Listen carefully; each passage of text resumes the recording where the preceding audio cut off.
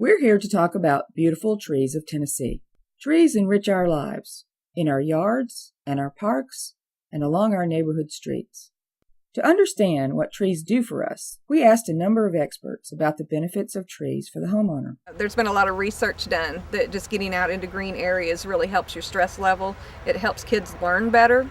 If they can be out in a green environment just a little bit. Trees also help to clean our air. They filter out a lot of the pollutants that come through. They help with the storm water, which is what we're working on here.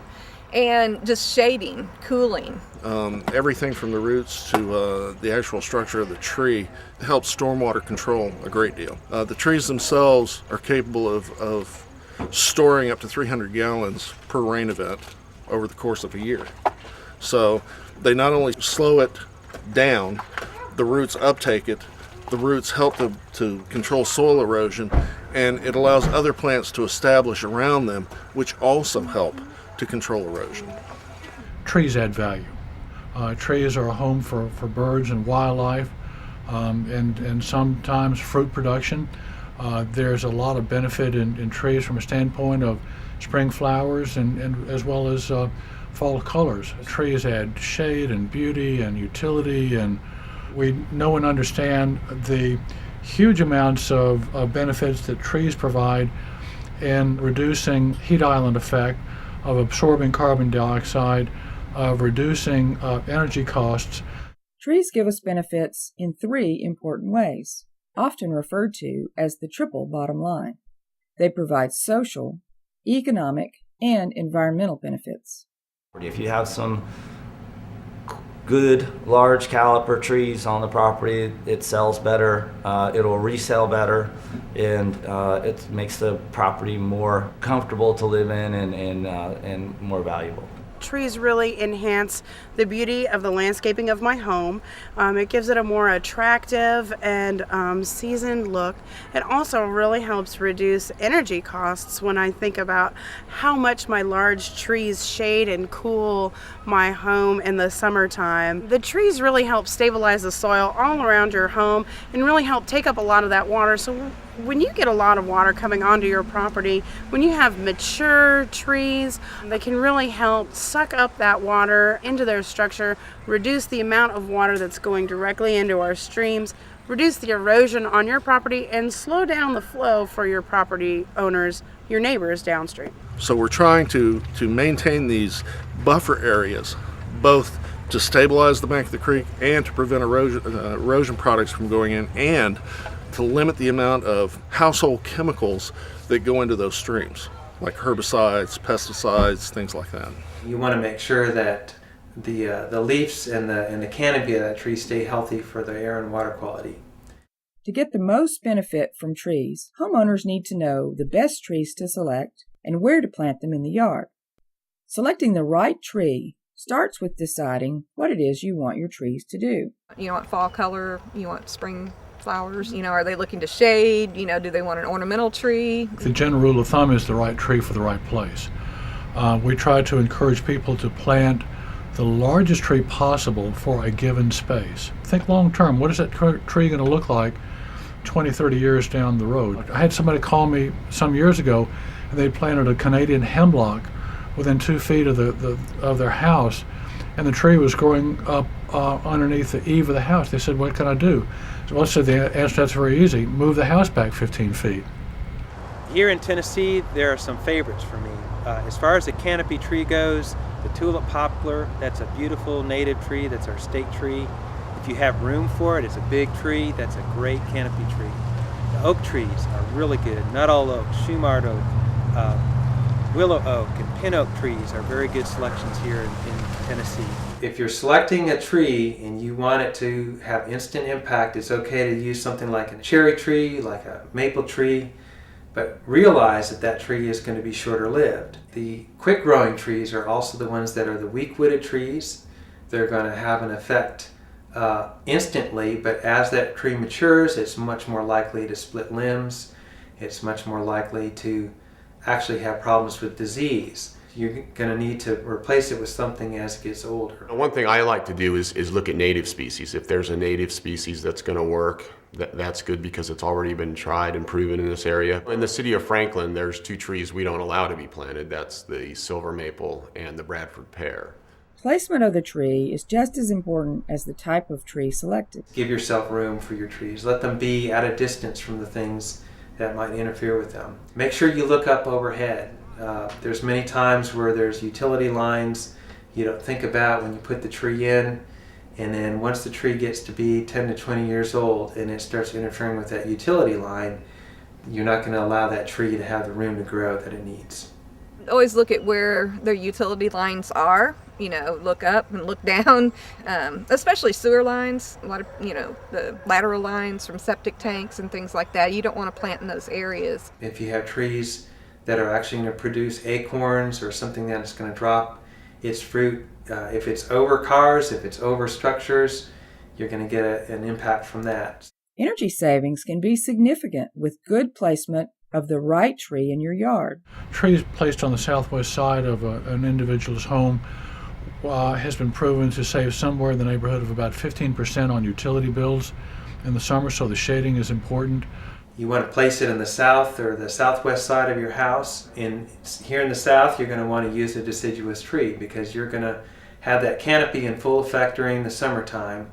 Of course, in the wintertime, when the leaves are gone, then you're going to get the sun that'll actually filter through, and you'll get the warmth of the sun.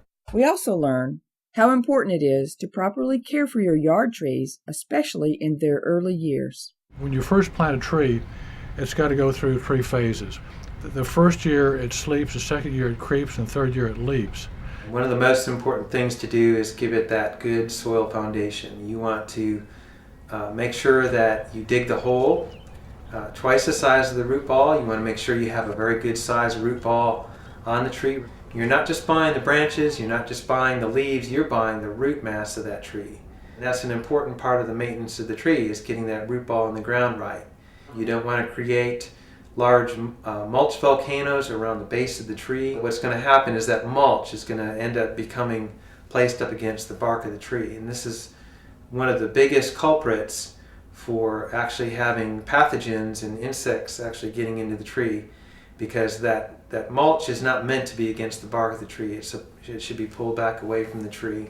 The first 2 growing seasons, you need to give that tree supplemental water, and even longer if necessary, depending on drought conditions. And then the other thing is to protect your tree from lawnmower blight. So if you can, give it some type of protection, give it some type of edging. If it's mulch, if it's rocks, if it's some type of timber edging, anything you can do to keep the lawnmower away from the base of that tree is going to actually be a huge benefit. Growing a tree is like raising a child, in terms of you don't wait till it's grown before you start working with it. So it's going to need some maintenance early on. A little bit of knowledge on how to prune a tree is certainly very useful. The only thing that you need to take off the tree at the time that you plant it is broken branches and those branches that rub and cross kind of like that. If you're dealing with a large tree, a mature tree, some of the things that you don't want to do is going to be to top the tree. That's a horrible tree care practice. You don't spike the tree. You don't engage a tree care company where the tree climber wears spikes. Most communities either have an urban forester or have access to an urban forester through the Tennessee Department of Agriculture Division of Forestry. So if you don't have one locally, you definitely have one regionally. Any one of these, either through West, Middle, or East Tennessee, are more than happy and willing to help a homeowner or builders and developers with choosing the right tree for the right place, or with some kind of building and development plans. The combined effects of a dense tree canopy bring benefits to the whole community. Cities ought not to be enemies of nature. They ought to be compatriots with nature. And insofar as it can be done, cities shouldn't be places that cover up the good earth and prevent natural life from sprouting from it. Cities ought to reflect the foundation on which they built. We have an Arboretum program where we certify Arboretums across Tennessee. We have a Landmark and Heritage Tree program where we want to remember, these trees that have been here for so long. If they could talk, they could really tell us some stories. These parks are part of lifelong recreation, where any age, any ability can come and enjoy this park, whereas you have ball fields and stuff.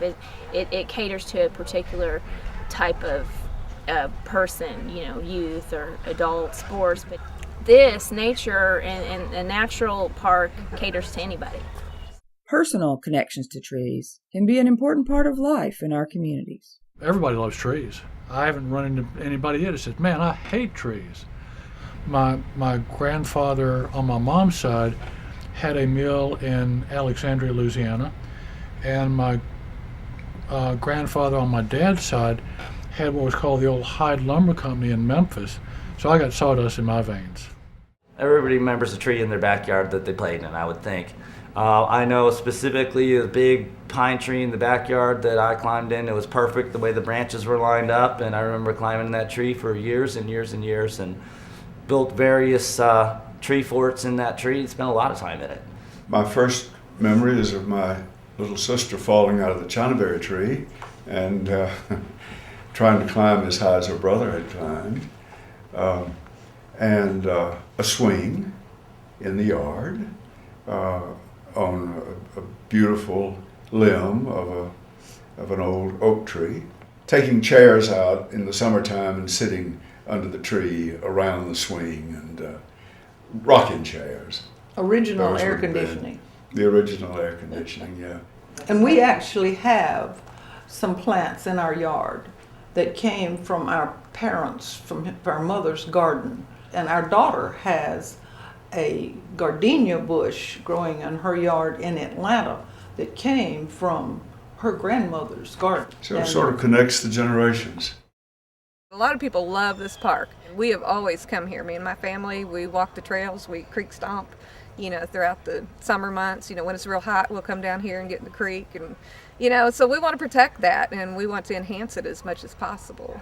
Trees become a very personal witness in a timeline of watching many things change around them, but they're kind of the sentinels, if you will, that see over time. Many things may change, but they continue to function and provide, as a living organism, something that will transcend many different generations, many technologies, many different cultures may come and go. The tree is still doing what it was designed to do when it was first put in the ground. Thank you for talking Tennessee trees with us. To learn more about trees, please visit the CumberlandRiverCompact.org or talk with your local urban forester, arborist, or garden center. We need more trees, and your yard trees count.